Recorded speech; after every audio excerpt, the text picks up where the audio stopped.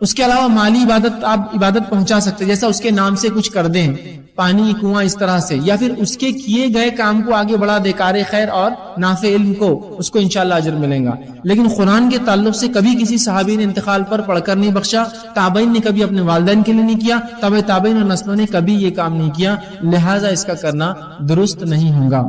اس سختیوں والے مرحلے سے وہ گزر گیا، اب کیا ہوتا ہے یہ کچھ باتیں آپ کے سامنے بیان کروں گا۔ ٹھیک یہ بتانا کہ سفر آخرت کی ابتدا میں انسان کے مرنے کے بعد کیا ہوتا ہے یہ ممکن نہیں ہے، چونکہ کوئی مردہ اٹھ کر نہیں بتاتا ہے کیا ہوا ہے۔ لیکن اللہ کی کتاب میں، نبی اکرم صلی اللہ علیہ وسلم کی سنت میں کچھ جو باتیں ملتی ہے، ان باتوں کو میں ترتیب وار آپ کے سامنے رکھ رہا ہوں، چونکہ روایتیں مختلف ہیں، احادیث مختلف ہے، کچھ روایتیں بخاری کی، کوئی مسلم کی، کوئی ابو داؤد کی، کوئی ترمذی کی ہے۔ لیکن اگر میں الگ الگ حدیثیں رکھوں گا تو شاید عنوان مکمل نہیں کر پاؤں گا، تو میں نے ان سب روایتوں کو ایک تسلسل دے دیا، کڑیاں جوڑنے کی کوشش کی ہے کہ ایسا ایسا ایسا ایسا ایسا ہو سکتا ہے، تاکہ ایک واقعے کی شکل میں، ایک آرڈر کی شکل میں کچھ باتیں آپ کے سامنے آئیں، ورنہ یہ تمام باتیں احادیث سے ثابت ہے اور کچھ قرآنی آیتیں بھی انشاءاللہ اس کے اندر آئیں گی۔ تو آئیے، سفر آخرت کی ابتدا موت سے ہوئی، انٹری ہو گئی موت کے ساتھ، انسان مر گیا، مرنے کے بعد اب کیا ہوتا ہے وہاں سے دیکھتے ہیں۔ یہ سفر آخرت کی ابتدا ہے۔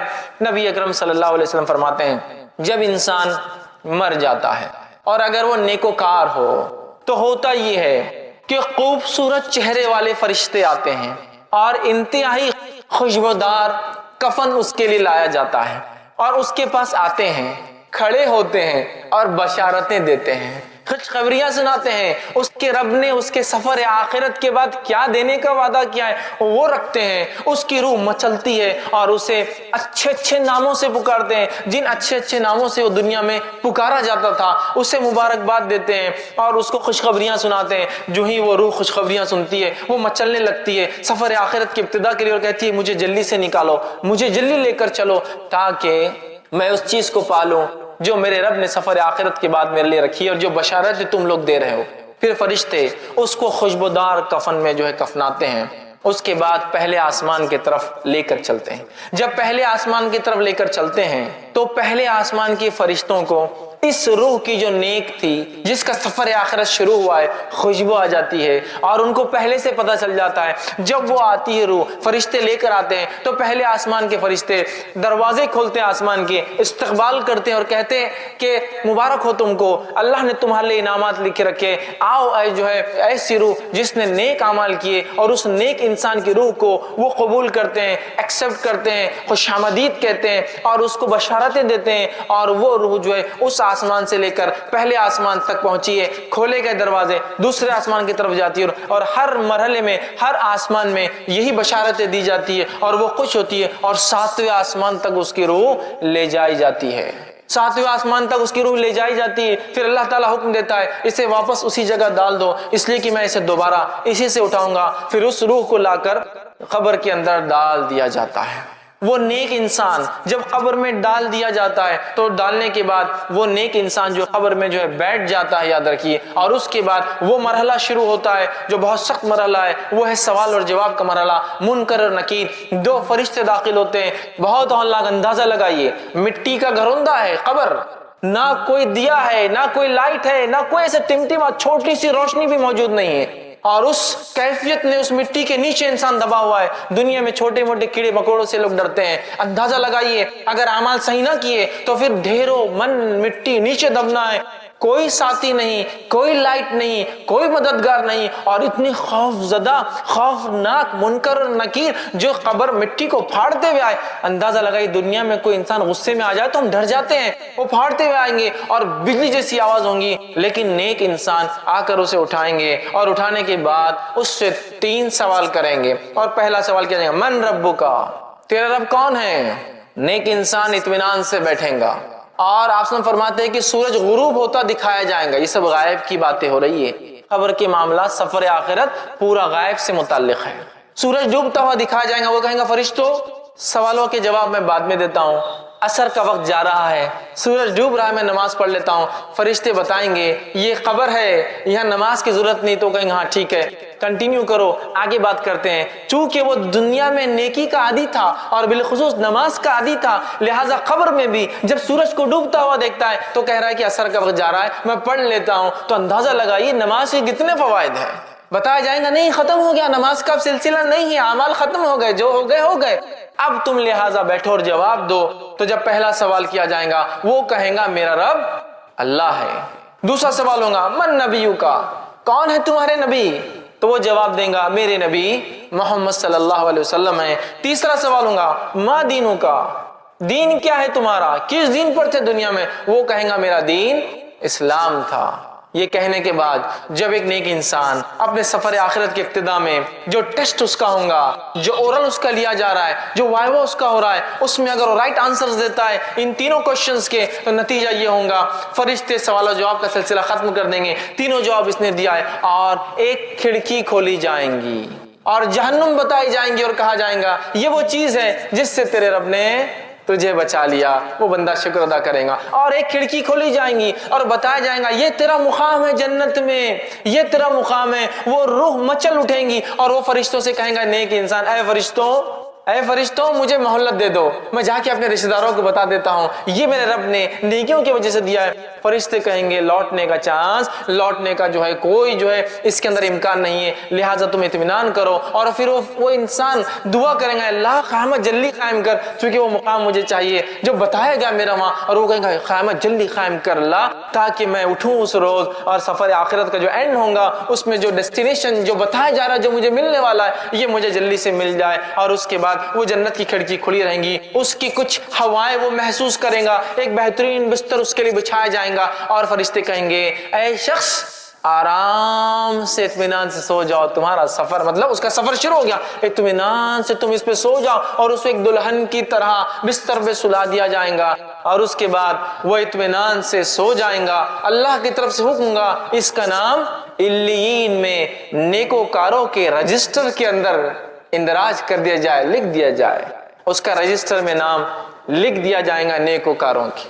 آئیے اس کے بالمقابل وہ انسان جو گناہ کرتا تھا، معصیت، جرم، کفر، شرک، نفاق، اس کی زندگی اس میں گزری، اس شخص کی موت کیسی آتی وہ بھی دیکھیے، اس کا سفر آخرت سٹارٹ کیسا ہوتا وہ بھی دیکھتے ہیں ہم۔ اللہ رب العزت ہم پر رحم کرے اور ہماری حفاظت کرے۔ بہت سخت سفر ہے، ویسے موت کی ہولناکی کتنی خطرناک تھی، لیکن ایک جو گناہ گار انسان ہوتا ہے اس کے پاس فرشتے جب اس کی روح کا وقت آتا ہے پہلے تو کہتا مہلت دی جائے، چھوٹ ڈھیل دی جائے، کہا جاتا ڈھیل نہیں ہے۔ اس کے بعد فرشتے جو کہ انتہائی گھٹیا صورتوں میں، بری صورتوں میں آتے ہیں، اور انتہائی بدبودار ٹاٹ کا ایک اس کے لیے کفن لاتے ہیں، اور لانے کے بعد کہتے ہیں کہ اے مغضوب روح، اللہ کا تجھ پر غضب ہونے والا ہے، تو نے گناہ اور معصیت کے، نکل، تیرا مقام یہ، چونکہ جیسا نیک آدمی کو بشارت دی جاتی ہے اس کو اس کا مقام کے تعلق سے بشارت دی جاتی ہے، نکل تجھے یہاں جانا ہے۔ اور وہ گناہ گار انسان کہتا ہے کہ نہیں میں نہیں نکلوں گا۔ اس کی روح جسم کے اندر جاتی ہے، جب روح اندر جاتی ہے تو اسی ماحول کی، اسی حالت کی ایک تصویر اللہ نے بیان کی اور کہا وَالنَّازِعَاتِ غَرْقًا، قسماً فرشتوں کی جو روحوں کو جسم میں ڈوب کر غوطے لگا کے کھینچ کر نکالتے ہیں، چونکہ اس کی روح باہر آنا نہیں چاہیں گی، وہ اندر جائیں گی، اور یہ فرشتے اندر جا کے روح کو نکالیں گے۔ اور اسی بات کو اللہ رب العزت نے سورہ انعام سورہ نمبر 6 آیت نمبر 93 میں دیکھیے کیسا بیان کیا۔ اللہ فرماتا ہے اے نبی کہ اگر تم دیکھتے جب ظالموں کی موت کا وقت قریب آتا ہے، ٹھیک ہے، اور وہ موت کی جھانکنی میں جا کر پھنستے ہیں، سکرات میں ہوتے ہیں، تو فرشتے ان کے پاس جاتے ہیں، ملائکۃ باسط ایدیہم، اور اپنے ہاتھوں کو بڑا کر کھینچتے ہیں اس کی روح کو، نکل، چونکہ ایک نہیں کئی فرشتے آتے ہیں، یاد رکھیں، نکل، اس کو کھینچتے ہیں۔ اب تمہیں بتایا جائے گا کیسا عذاب تمہیں ملتا ہے ان باتوں کے لیے جو تم اللہ کے تعلق سے بغیر علم کے بک دیا کرتے تھے، نکلو باہر اب۔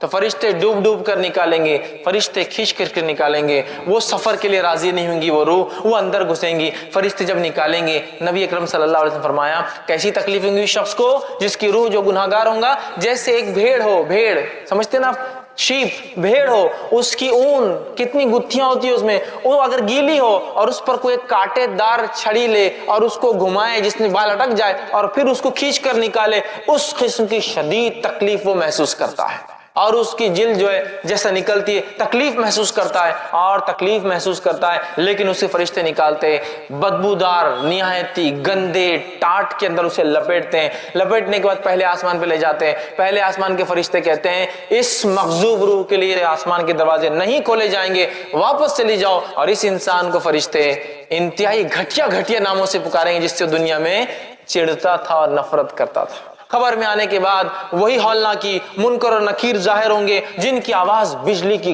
کڑک جیسی ہوں گی، اور آ کر سوال کریں گے اس سے اور کہیں گے من ربکا، تیرا رب کون تھا؟ کافر کہیں گا ہا لا ادری، مجھے نہیں پتا میرا رب کون تھا، مجھے نہیں پتا، جواب نہیں دے پائیں گا۔ دوسرا سوال ہوگا من نبیکا، نبی کون تھے، تیرا نبی کون ہے؟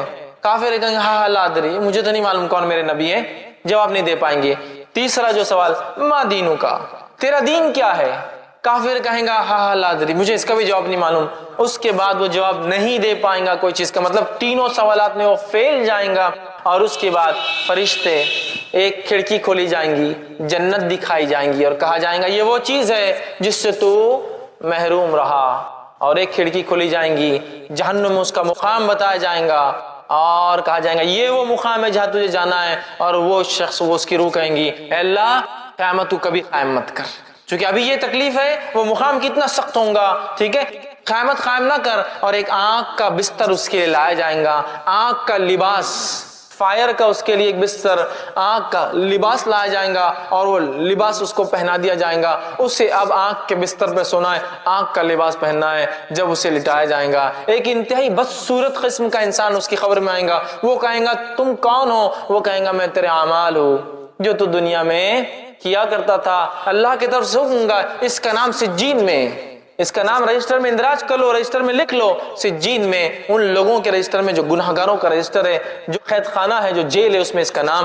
لکھ دو، اس کا نام رجسٹر کر لیا جائے گا اس معاملے میں، اور وہ قیامت تک تکلیف کے اندر لیٹنے والا ہے۔ ان مرحلوں پہ تھوڑا غور کیجیے، کیسا عجیب سفر ہے، کیسی خطرناک ابتدا ہے، اور ہماری اس کے لیے کیا تیاری ہے، یہ سوچنا سب سے امپورٹنٹ پوائنٹ ہے، سب سے اہم معاملہ ہے، یہ نقطہ سب سے اہم ہے۔ آج دنیا کی زندگی میں ہم اتنے غرق ہیں کہ ہمیں کچھ نہیں سمجھ میں آتا سوائے مال دولت، بیوی بچے، گھر جائیدادیں، اچھی اچھی گاڑیاں اور اسٹیٹس اور مقام، اس کے علاوہ ہم کچھ نہیں کرنا چاہتے، یاد رکھیے کچھ نہیں کرنا چاہتے۔ یہ سفر کیسے طے کریں گے؟ اگر آپ ایک سفر کر کے جاتے ہیں کسی دوسرے شہر میں اور اس ہوٹل کے اندر گدا برابر نہ ہو، روئی برابر بھری نہ ہو، یا پھر گدا اسپیشل ٹیکنالوجی سے اگر بنا ہوا نہ ہو، تو صبح اٹھ کے ہم کہتے ہیں پیٹ ساتھ نہیں دے رہی ہے، آج کام برابر نہیں ہوگا۔ اندازہ لگائیے اس چیز کا جو گناہگار کے ساتھ ہو رہی ہے، آنکھ کا بستر، آنکھ کا لباس، کس قسم کی تکلیف ہے۔ تو یہ سفر آخرت کو ہم معمولی نہ سمجھے، اگر اس کے ابتدائی مرحلے ایسے ہیں تو اگلے مراحل کیسے ہوں گے ہم اندازہ لگا سکتے ہیں، یاد رکھیے۔ تو لہٰذا یہ بد اور نیک کا تھا۔ اب ایک معاملہ یہاں جو ہو رہا ہے، اعمال، اعمال وہ ساتھی ہے جو ساتھی ہمارے ساتھ قبر میں آنے والے ہیں، جس کو ہم سب سے بڑا دشمن سمجھتے ہیں اپنا۔ نبی اکرم صلی اللہ علیہ وسلم فرماتے ہیں تین دوست ہے ایک انسان کے، ایک وہ ساتھی، وہ دوست، وہ فرینڈ ہے جو انسان کے مرتے اس کا ساتھ چھوڑ دیتا ہے، ریلیشن شپ توڑ دیتا ہے۔ سیکنڈ وہ دوست، وہ فرینڈ ہے جو مرنے کے بعد قبرستان تک آتا ہے، اور تیسرا وہ فرینڈ اور دوست ہے جو قبر میں ساتھ آتا ہے۔ پہلا دوست مال و دولت ہے، انسان مرا اور انسان کے مرنے کے ساتھ جائیداد، زمین، دولت، گاڑیاں، بنگلے، گھوڑا، سب وہیں رہ گیا، سب رہ گیا۔ پہلا دوست تو ساتھ چھوڑ دیتا ہے۔ اگلا مرحلہ نیکسٹ فرینڈ کو دیکھتے ہیں۔ دوسرا دوست آپ صلی اللہ علیہ وسلم فرماتے وہ ہے جو قبرستان تک ساتھ آتا ہے۔ یہ کون ہے معلوم؟ یہ دوست، رشتہ دار، ساتھی، وہ لوگ جو غم مناتے، جو روتے ہیں آپ کے اوپر، جو آپ کی جانیں جن کو تکلیف ہوئی ہے وہ ہے، لیکن وہ بھی قبر تک آتے ہیں، اور قبر میں آنے کے بعد کیا ہوتا ہے؟ وہاں آتے، دفناتے اور چلے جاتے ہیں، ہے نا؟ تو مال، دوسرا دوست رشتہ دار، لیکن وہ بھی کچھ ساتھ نہیں تھے۔ تیسرا فرماتے دوست انسان کا اعمال ہے جو قبر میں ساتھ آ رہے ہیں۔ آگے حدیث کے اندر بات، قبر میں آنے والے اچھے برے اعمال، لیکن کتنی افسوس کی بات ہے، تین دوستوں میں سے میرا سب سے پکا دوست کون ہے اب طے کر لے۔ اور دیکھا یہ جا رہا ہے کہ آج کل ہم لوگوں کا سب سے پکا دوست تیسرا نہیں ہے وہ اعمال، پہلا سب سے پکا دوست مال ہے۔ بھائی مال، اس کے وجہ سے رشتہ داریاں توڑ دی جاتی ہے، اس کو کمانے کے لیے حلال اور حرام کی تمیز چھوڑ دی جاتی ہے، اس کو کمانے کے لیے سب کچھ کیا جا رہا ہے، اس کو کمانے کے لیے، حاصل کرنے کے لیے غبن، تکلیف، ٹھیک ہے، اس کے بعد لوگوں کے حق مارے جا رہے ہیں، اسی کے لیے تو دنیا میں سب کچھ ہو رہا ہے، یاد رکھیے۔ اور یہ سب سے پکا دوست ہے. اسی کی وجہ سے تو ہم نے سنتوں کو ترک کیا, اسی کی وجہ سے تو فرائض کو ہم نے چھوڑا. ارے بھائی ظہر کے ٹائم پہ نماز کو چل جائیں گے تو کام کم ہوگا, سیلری کم ہو جائیں گی, لہٰذا 1 گھنٹہ بڑھ جائیں گا نا. اسی کے لیے تو ہم نے نماز فرائض چھوڑے, اسی کے لیے تو جو رشتوں کو جوڑنے کا حکم ہے وہ توڑے کہ رشتے باقی رکھیں گے تو آ جائیں گے کل کو غریب رشتے دار, بولیں گے یہ دو یہ دو یہ دو, کہاں سے لاؤں گا, توڑو رشتے داریاں, چونکہ مال مانگ لیں گے یہ. تو اسی کے لیے تو سب کچھ کیا, اسی کے لیے احکامات چھوڑے اسلام کے, اسی کے لیے فرائض چھوڑے, اسی کے لیے رشتہ داریاں توڑی, اسی کے لیے بغیر حلال و حرام کی تمیز کے. اور میں نے حرام کمایا, رشوت خوری کی, غبن کیا, چوری کی, جو کچھ ہو سکتا ہے کیا, مال حاصل کیا. اور یہ ایسا بے وفا ساتھی ہے, فرسٹ سٹیج میں چھوڑ دیتا ہے, انسان مر کے چلا جاتا ہے, جھگڑا جائیداد کا چلتے رہتا ہے. اس کو سب سے پکا ساتھی بنا لیا ہم نے, جبکہ سب سے کچا ہے یہ, سب سے زیادہ بے وفا دوست ہے یہ. دوسرا دوست رشتہ دار, کہاں تک آتے ہیں یہ بھی, قبر تک. یہ وہی رشتہ دار ہے نا جن کے لیے آپ نے شریعت کو بالائے طاق رکھا, بھائی شادی ایسی کرو, ایسی شادی تھوڑی ہوتی سماج میں, بڑے کیا کہیں گے ہمارے. یہ وہی رشتہ دار ہے نا جن کی وجہ سے سنتوں کو چھوڑا, یہ وہی رشتہ دار ہے نا جن کی وجہ سے ہم نے دین اور اسلام کو چھوڑا. ارے بھائی پورے خاندان میں کوئی عمل نہیں کرتا, میں کیسے کروں گا؟ نام دکھانا ہے سماج میں, آگے بڑھنا ہے, بچوں کی شادیاں وغیرہ ہونا ہے, لہٰذا میں یہ قرآن حدیث اور سنت کی بات نہیں کر سکتا یہاں. تو یہ رشتہ ہے جن کے لیے آپ نے اسلام کو چھوڑا, یہ رشتہ دار ہے جس کے لیے آپ نے سب کچھ کیا, اسلام اور شریعت کو بالائے طاق رکھا, سنتوں کی اہمیت کو ہم نے وہ کیا. میرا بیٹا ہے اس کے لیے کیسا ہوں گا, یہ کر لیا, میری بیٹی ہے. رشتہ داروں کے لیے یہ اتنے بے وفا ہے, بس قبرستان تک آئیں گے, 2 آنسو بہائیں گے, بیوی ہو تو 4 مہینے 10 دن غم کریں گے, اس کے بعد سب کچھ دنیا کا چلنے لگے گا. کوئی ساتھ نہیں آ رہا مال, کوئی ساتھ نہیں آ رہا خبر میں, ایک بھی رشتہ دار جس کے لیے یہ 2 فرینڈز کے لیے سب کچھ کیا, یہ سب سے بے وفا ہے. تیسرا جو دوست ہے جس سے سب سے کم اور ہلکی دوستی اور فرینڈشپ ہے میری اور آپ کی آج, وہ ہے اعمال. یہ زندگی میں بھی ساتھ ہے, یہ قبر میں بھی ساتھ ہے, یہ مقام محشر میں ترازو میں بھی تولا جائیں گا, اور انشاءاللہ اللہ کے فضل اور رحم کے بعد یہ وجہ بنے گا جنت میں جانے کی. اعمال, اعمال, لیکن اعمال بعد میں, پہلے مال پھر رشتہ دار کیا بولیں گے, یہی معاملہ ہے نا. دیکھیے کوئی کام کرنا ہے, نہیں بھائی اس سے پہلے تو دیکھ لو بزنس پہ کیا فرق آتا. دوسرا رشتہ دار کیا بولیں گے, ارے نہیں تو سنت ہے, رشتہ دار کیا بولیں گے, بھائی سماج میں رہنا ہے نا. اس کے بعد اعمال کا سوچا جائیں گا. تو یہ دوست, یہ اعمال جس کو ہم نے سب سے کمزور دوست بنا لیا, اس سے وہ مضبوط دوستی اور رشتہ نہیں رکھا, یہی وہ عمل ہے جو ہر جگہ آنے والا ہے, خبر میں بھی آئیں گا, خبر میں بھی آئیں گا. ایک تو مسئلہ حل ہوا. دوسرا, سوالات تو کتنے آسان دکھتے ہیں نا, من ربو کا, ربی اللہ, میرا رب اللہ ہے, کتنا آسان جواب ہے. من نبیو کا, میرا نبی کون ہے, کتنا آسان جواب. کس کو نہیں پتا کہ نبی محمد صلی اللہ علیہ وسلم ہے ہمارے, آسان. ماں دینوں کا, دین کیا تھا تیرا, کتنا آسان ہے دین اسلام. 3 سوال اور 3 الفاظ میں جواب ہے اس کے, اللہ, محمد صلی اللہ علیہ وسلم اور اسلام. میں تو یوں ہی دے دوں گا. میرے بھائیوں, اس بات کو غور سے ہم سنیں اور سمجھے. ان 3 سوالات کا جواب وہی آدمی دے سکتا ہے جس کی زندگی ان تینوں کے مطابق گزری ہو. یاد رکھیے, ان 3 سوالات, جس نے اللہ کو واقع میں رب مانا, اس کے ساتھ کبھی شرک نہیں کیا, اس کی توحید پر زندگی گزاری, اس کے احکام کو سنا, اس کے حرام کو حرام جانا, اس کے حلال کو حلال جانا, اس کی اطاعت, اس کی شریعت کی اطاعت کی, اس کی فرمانبرداری میں زندگی گزار دی, اس کی محبت کے لیے دنیا میں سب کچھ کیا, تو وہ کہہ سکیں گا میرا رب اللہ ہے. اللہ ایک لفظ ہے نا صرف, کیوں نہیں کہہ سکوں, نہیں کہہ سکیں گے جس کی زندگی اس پہ نہیں چلی ہو. ہم شرک, کفر, معصیت, احکام کو توڑنا, حرام میں زندگیاں ڈوبی ہوئی ہے, من مانی زندگیاں گزار رہے ہیں. نہیں اللہ تعالیٰ پھر بھی ہم کو یہ نہیں, یہ لفظ نہیں آئیں گا زبان پہ, یاد رکھیے. یہ تو اسی کی زبان پہ آئیں گا جس کی زندگی اللہ کو رب مانتے ہوئے گزری ہو, اور اللہ کو رب مانتے ہوئے دنیا سے چلا گیا ہو. یاد رکھیے. اور اسی رب کے لیے اس نے لوگوں سے رشتے توڑے, اسی رب کے لیے لوگوں سے اس نے لڑائیاں کی, اسی رب کی خاطر دوستی ہوئی, اسی رب کی خاطر دشمنی ہوئی, اسی کی خاطر حرام کو چھوڑا, اسی خاطر حلال کو کیا. اس نے کہا تھا رشتہ داریاں نبھاؤ, تو میں نے کر لیا تھا. سب کچھ اللہ کے لیے ہو, وہ کہہ سکیں گے میرا رب اللہ ہے. دوسرا, میرا نبی کون ہے, محمد صلی اللہ علیہ وسلم, کتنا آسان ہے. لیکن یہ وہی کہہ سکیں گا جس کی زندگی نبی اکرم صلی اللہ علیہ وسلم کی اتباع میں گزری ہو. من مانے ڈھنگ سے زندگی گزارنے والوں کو یہ جواب نہیں ملے گا, اس کا یاد رکھیے. جس نے جو سنت کو بالائے طاق رکھا, سنت کیا ہے, کر لیے تو عمل ٹھیک, نہیں کرے تو چلتا, ماحول بنا دیا گیا. یہ سنت پہ عمل کرے تو ٹھیک, نہیں کرے تو چلتا ہے, ایسا کوئی مسئلہ نہیں, اتنا ماحول بنا دیا گیا. آج یہ سنتوں کو مذاق سمجھ رہے ہیں. سنتوں کا انکار کرنا فیشن بن چکا ہے آج کل. معلوم, ارے یہ حدیث تو میرے پلے نہیں پڑ رہی بھائی, سمجھ میں نہیں آ رہی, رد. ارے یہ حدیث تو مجھے سمجھ میں نہیں آ رہی, رد. ارے یہ حدیث تو اس کے خلاف دکھ رہی مجھے, رد. ارے یہ حدیث میں تو فلاں, رد. مطلب تمہاری عقلیں جانچیں گی اب سنت کو. سنت کا انکار کیا, پوری زندگی من مانی زندگی گزاری, تو پھر کیا وہ یہ کہہ سکیں گا میرے نبی محمد صلی اللہ علیہ وسلم ہے؟ یاد رکھیے, جو نبی اکرم صلی اللہ علیہ وسلم کی محبت کرتا ہے, محبت کا تقاضا اطاعت اور فرمانبرداری یاد رکھیے. اس لیے کہ آپ صلی اللہ علیہ وسلم نے فرمایا کہ جس نے میری سنت سے محبت کی اس نے مجھ سے محبت کی. من احب سنتی فمن احبنی, اس نے مجھ سے محبت کی. ومن احبنی کان معی فی الجنہ, اور جس نے مجھ سے محبت کی میرے ساتھ جنت میں ہوگا.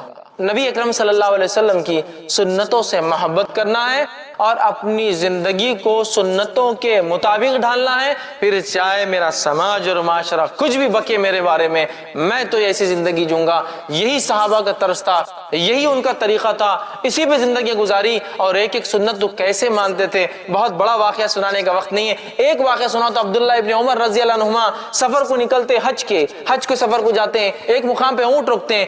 دوسرے تابعین سوچتے ہیں چونکہ جو ان کے ساتھ تھے سیکھنا چاہتے تھے, کیوں تو انہوں نے اللہ کے رسول صلی اللہ علیہ وسلم کے ساتھ حج کیا تھا, کہ کیا کیا حج میں ہوتا ہے. لوگوں کو لگا شاید عبداللہ اب نماز عصر پڑھیں گے. سب اترے. عبداللہ ابن عمر رضی اللہ عنہ ایک مقام پہ گئے, وہاں جا کر ایسے بیٹھے جیسے استنجا پیشاب کرنے کو بیٹھتا ہے, وہاں استنجا کے لیے بیٹھے. بیٹھ کر اٹھے.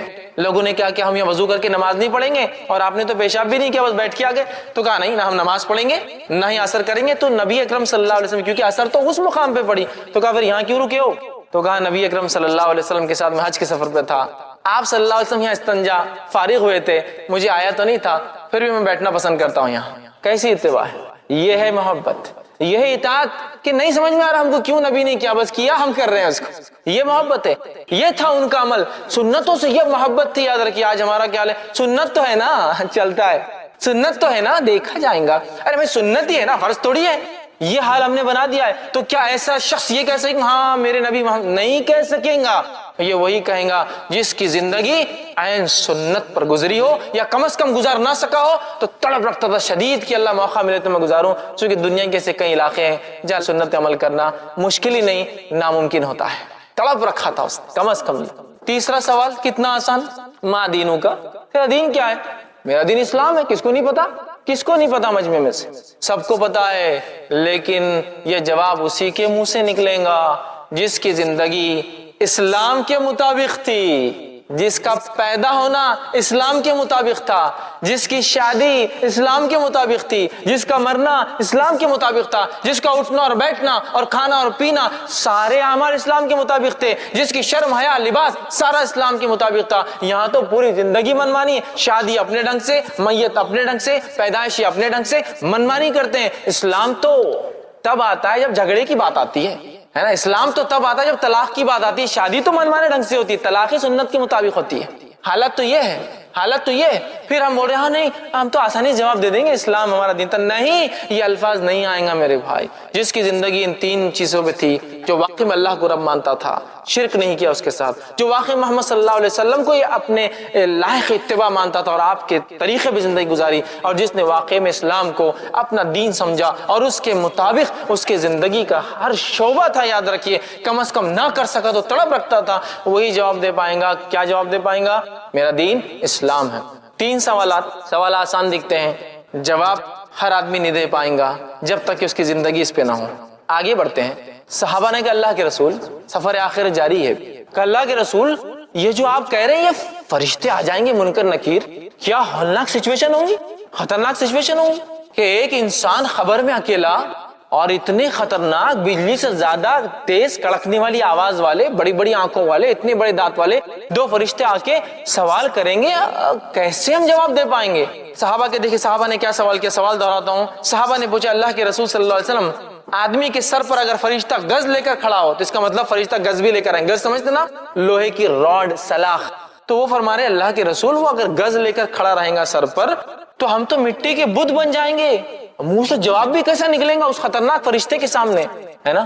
تو اللہ کے رسول صلی اللہ علیہ وسلم فرماتے ہیں کلمہ توحید لا الہ الا اللہ کی برکت سے تم جو ہے خبر کے سوالات کے جوابات بھی دوں گے، دنیا بھی تمہاری اور آخرت میں بھی اللہ تمہیں ثابت قدم رکھیں گا۔ اور پھر اللہ کے رسول صلی اللہ علیہ وسلم نے یہ آیت تلاوت کی جو سورہ ابراہیم سورہ نمبر 14 آیت نمبر 27 1427 ہے، یثبت اللہ الذین آمنوا بالقول الثابت فی الحیات الدنیا وفی الآخرہ۔ اللہ تعالیٰ یثبت اللہ الذین آمنوا جما دے گا ایمان والوں کو بقول الثابت، ایک مضبوط کلمے کے ذریعے، اور وہ کلمہ کون سا ہے؟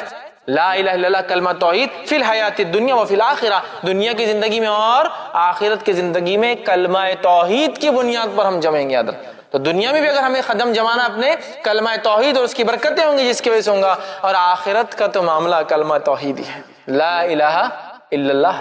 تو یہ بھی پتہ چل گیا کہ برکت توحید کی کیا ہے، یہ توحید کی برکتوں کی وجہ سے انسان کے سوال و جواب میں آسانی، منکر نکیر سے نہیں ڈرے گا، دنیا اچھی گزارے گا، اور انشاءاللہ العزیز آخرت بھی سے انسان کی اچھی ہوں گی۔ اب آئیے آگے بڑھتے ہیں۔ قبر میں ایک چوتھا سوال بھی ہوگا، حیرت مت کیجیے، لیکن یہ سوال نہیں ہے، یہ فرشتے پوچھیں گے، پھر سوال کی شکل میں نہیں، تعجب کی شکل میں یا تعریف کی شکل میں۔ وہ کیا چیز ہے؟ اس کے تعلق سے ابو داؤد اور بخاری کی روایت آتی۔ ابو داؤد کی روایت میں ہے، نبی اکرم صلی اللہ علیہ وسلم فرماتے ہیں جب بندہ 3 سوالات کے جواب دے دیں گا، مطلب یہ نیک انسان تھا، رائٹ آنسرز دے دیں گا، تو فرشتے اس سے پوچھیں گے اور سوال کریں گے ما یدریک، تجھے ہمارے سوالات کے جواب کیسے آئے؟ بہت امپورٹنٹ ایشو ہے۔ اگر جو لوگ اسٹوڈنٹس ہیں، اسکول کالج جاتے ایگزامز دیتے ہیں، وہ اس بات کو سمجھ سکتے ہیں کہ وائیو میں اگر کوئی کوشچن آنے والا ہے اور وہ کوشچن کا آنسر کہاں ملتا ہے اگر پتہ چل جائے تو کتنی بڑی بات ہوگی نا۔ وہی بات ہو رہی ہے، فرشتے پوچھیں گے پتہ کیسے چلا آپ کو یہ 3 سوالات کے یہ 3 جواب ہے؟ تب سوال کرنے والے تو نیک انسان کیا جواب دیں گا؟ سنیے، اللہ کے رسول صلی اللہ علیہ وسلم فرماتے ہیں، یہ مسند احمد کی روایت کا ایک ٹکڑا ایک حصہ ہے، آپ فرماتے ہیں قرأت کتاب اللہ، میں نے اللہ کی کتاب پڑھی تھی، آمنت بھی، میں اس پر ایمان لایا، وصدقت، اور اس کی تصدیق بھی کی تھی میں نے کہ حق ہے۔ میں نے اللہ کی کتاب پڑھی، ایمان لایا اور تصدیق بھی کی۔ دیکھیے ایک ایمان لانا ہے کہ اور تصدیق کرنا ایک چیز کی، مانتا ہوں میں اس چیز کو، مجھے یقین ہے اس چیز پر، یقین کیا تھا، لہٰذا مجھے جواب مل گئے۔ تو کہاں ہیں ان 3 سوالوں کے جواب؟ اللہ کی کتاب میں۔ کون سی گائیڈ بک میں ملیں گے آخرت اور آخرت کے سفر کے سوالات کے جواب؟ قرآن میں۔ اس کو پڑھنا ہے، پڑھنا ہے تو صرف یہ نہیں کہ پڑھ لیا الف لام میم ذالک، پڑھنا ہے، تصدیق بھی کرنا ہے نا ایمان کے ساتھ۔ اس کتاب میں کوئی شک نہیں۔ تو جو کتاب کی ابتدا یہ ہو رہی ہے، اکثر کتابوں پہ لکھا ہوتا ہے مصنف کی گزارش، کتاب میں اگر غلطی ہو تو ہمیں بتا دے، اللہ آپ کو جزائے خیر دے گا۔ اس کتاب کی ابتدا میں اللہ کہہ رہا ہے ذالک الکتاب لا ریب فیہ، اس کتاب میں اللہ کی طرف سے میں کوئی شک نہیں ہے، تمہیں کچھ شک و شبہ نہیں کرنا ہے، پڑھو اور صرف عمل کرنا ہے تمہیں۔ ایسی کتاب اتنے پیارے انداز سے شروع ہوتی ہے۔ اس آیت کو اگر سمجھنا ہے نا تو کبھی اہل کتاب کی زندگیوں کو دیکھے تو بہت تسلی ہوتی، کیا کتاب ہے۔ اہل کتاب صرف یہی طے کرتے پریشان ہیں، یہ کتاب کا حصہ ہے یا یہ کتاب کا حصہ نہیں ہے، یہ کتاب کا حصہ ہے یا یہ کتاب کا حصہ نہیں ہے۔ ایک زمانے میں یہ کتاب تھی، اگلے زمانے میں رد ہو گئی، ایک زمانے میں یہ تھی، اگلے زمانے میں بولتے یہ موضوع تھی۔ یہ حالت ہے۔ الحمدللہ اس کتاب کو صرف آپ کھول رہے ہیں اور اس میں لکھا ہوا ہے اس کتاب میں کوئی شک نہیں، لیکن جس چیز میں جب شک نہیں ہوتا ہے تو اس کا کیا معنی ہوتا ہے معلوم آپ کو؟ اس کا معنی ہوتا ہے پھر اسے عمل کرنا بھی لازم ہے۔ حکومت نے قانون پاس کیا، قانون اگر حکومت کی طرف سے کوئی شک نہیں ہے تو عمل کرنا لازم ہے۔ ذالک الکتاب لا، قرآن، قرآن پڑھنا ہے اس کو۔ دیکھیے شروعاتی ہو رہا تو اتنی بہترین بات سے، تو آگے کیا کیا ہوں گے اسباق پتہ نہیں ہے نا، مطلب پڑھتے جائیں گے خزانے پہ خزانے۔ تو کہا میں نے قرآن پڑھا تھا، کوشچنز 3 آنسر گائیڈ بک بتا دی گئی کیا ہے۔ اب دوسرا آدمی جو جواب نہیں دے پائیں گا، فرشتے پوچھیں گے کیوں جواب نہیں دے پایا، اور کوئی اچھی بات تو نہیں کریں گے اس سے، کیوں جواب نہیں دے پائے؟ تو وہ کہیں گا لا دریتا ولا تلیتا، مطلب کیوں جواب نہیں دے پائے؟ تو وہ کہیں گا نہ میں نے قرآن پڑھا نہ سمجھا۔ تو فرشتے کہیں گے تو نے نہ جانا نہ تو نے پڑھا۔ اور ایک فرشتہ، ایک روایت کے مطابق گز لیا ہوا فرشتہ، اور ایک روایت کے مطابق جو صحیح بخاری کی ہے 2 ہتھوڑے لیا ہوا فرشتہ ہوں گا، ہتھوڑے، ٹھیک ہے، گز نہیں ہتھوڑے، ہتھوڑے سمجھتے نا آپ، ہتھوڑا جو ہوتا ہے پتھر توڑنے میں جو استعمال، وہ 2 ہتھوڑے لیں گا، اور جب پوچھیں گا تو نے نہ پڑھا نہ سمجھا، دونوں ہتھوڑوں کو لے کے اس زور سے دونوں کن پٹیوں پہ ماریں گا تو روایت کے انداز تھا وہ ایسا چیخیں گا وہ مردہ، اتنے زور سے چلائیں گا کہ زمین و آسمان کی ہر مخلوق سنیں گی اس کی آواز سوائے جن اور انس کو چھوڑ کر، اور اس کا سر ذرات میں تبدیل ہو جائے گا، اور یہی عذاب اس کو قیامت تک دوبارہ اٹھنے تک ملنے والا ہے۔ آنکھ کا بستر، آنکھ کا لباس، ہتھوڑوں کا عذاب۔ ایک روایت میں گز کے ہے، گز، وہ گز لے کے کھڑا ہوں گا، اور گز لے کے کھڑا ہوں گا اور اس زور سے ماریں گا، اور یہ گز والے فرشتے اور ہتھوڑے والے فرشتوں کی دونوں کی خصوصیت یہ دونوں اندھے اور بہرے ہیں، سنتے بھی نہیں ہیں دیکھتے بھی نہیں ہیں، چاند ذرہ برابر بھی نہیں ہے کہ کچھ وہ کر سکے، نہ سنتے ہیں نہ دیکھتے ہیں کیا ہو رہا ہے، لیکن مارتے ہیں۔ اگر دونوں روایتوں کو ملا لیا جائے تو معنی یہ ہوا ایک فرشتہ کن پٹیوں پہ مارتا ہے ہتھوڑے سے، اور ایک فرشتہ پیچھے سے کھڑے ہو کر سر پہ مارتا ہے گز، دونوں روایتوں کو ملاتی ماں۔ تو اس گز کے تعلق سے آپ نے فرمایا جب وہ گز اٹھاتا ہے اور مارتا ہے اس کے سر پر، چونکہ سفر آخرت کی تیاری نہیں کر کے آیا تھا، تو وہ گز جب سر پہ پڑتا ہے تو اس کا سر ذرات میں تبدیل ہو جاتا ہے۔ اور آپ صلی اللہ علیہ وسلم نے فرمایا کیا تم جانتے ہو یہ گز کے بارے میں کیسی گز ہے وہ جو لوہے کی سلاخ ہے؟ صحابہ نے کہا آپ بتائیے کیسی ہے؟ تو کہا یہ گز ایسی ہے کہ اگر ایک بڑے پہاڑ پر مار دی جائے تو ایک وار سے پورا پہاڑ ذرات، ذرات سمجھتے ہیں نا، ذرات ان پارٹیکلز کو کہتے ہیں جن کو بغیر پھونکے کے خود بخود اڑتے رہتے ہیں انوائرمنٹ کے اندر، ایٹماسفیئر میں، ذرات میں تبدیل ہو جائیں گا۔ اور پھر آپ نے فرمایا یہ گز کتنی وزنی بتاؤں؟